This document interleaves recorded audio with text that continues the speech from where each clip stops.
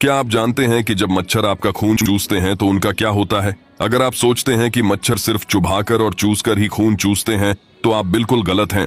वास्तव में जब भी कोई मच्छर आपका खून चूसता है तो यह आपके ऊपर एक न्यूनतम आक्रामक सर्जरी करने जैसा होता है। आइए देखें कि यह मच्छर डॉक्टर आपकी सर्जरी कैसे करता है।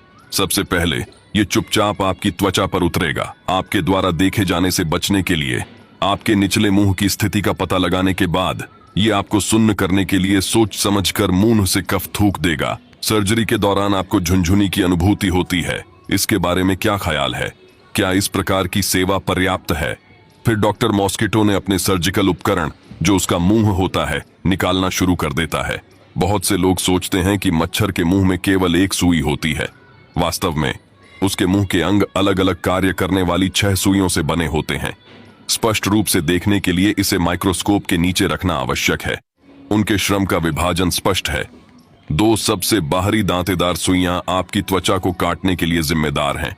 2 आंतरिक सुइयां रक्त वाहिकाओं के रास्ते में बाधाओं को दूर करने के लिए जिम्मेदार हैं और 2 मध्य सुइयां रक्त को चूसने से रोकने के लिए एंटीकोआगुलेंट यौगिकों को स्रावित करने के लिए जिम्मेदार हैं। इस प्रक्रिया में आपका रक्त जम जाता है और दूसरे मच्छर के वास्तविक भोजन उपकरण होते हैं आपके द्वारा खोजे बिना।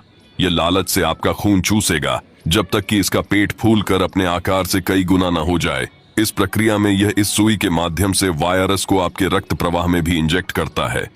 इतना ही नहीं, अधिक रक्त प्राप्त करने के लिए यह रक्त चूसने की प्रक्रिया के दौरान शरीर से अतिरिक्त पानी बाहर निकाल देगा। यह तब तक खाएगा और शौच करेगा जब तक इसका पेट फटने वाला न हो जाए और फिर यह संतुष्टि के साथ निकल जाएगा। ज्यादातर मामलों में जब तक आप अपनी त्वचा में झुनझुनी और खुजली महसूस करते हैं तब तक मच्छर उड़ चुका होता है। यह संवेदनाहारी दवा के गुजरने के बाद आपके शरीर की प्रतिरक्षा प्रतिक्रिया के कारण होता है। यहां देखें, क्या हमें किसी पेशेवर मच्छर चिकित्सक की प्रशंसा करनी चाहिए? अंततः क्या आप जानते हैं कि यदि मच्छर विलुप्त हो गए तो क्या होगा?